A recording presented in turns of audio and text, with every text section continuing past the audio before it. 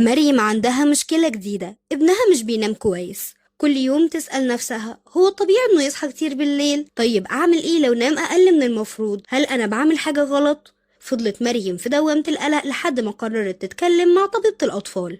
الدكتورة قالت لها الأطفال حديثي الولادة نومهم متقطع جدا، وده طبيعي لأن معدتهم صغيرة وبيحتاجوا رضاعة كل ساعتين أو 3. مع الوقت عدد ساعات النوم هيزيد بالتدريج، وكل طفل عنده نمط مختلف، مفيش قاعدة ثابتة.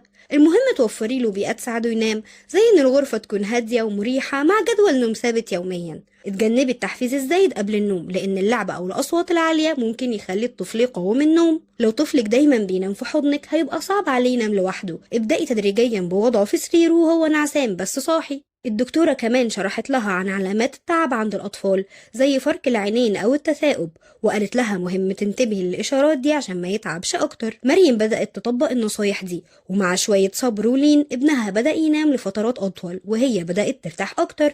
مريم بتقول لكل أم جديدة افتكري إن كل مشكلة وليها حل، المهم تسألي وتتعلمي من المصادر الصح، وده دورنا عشان نساعدك ونبعدك عن أي قلق.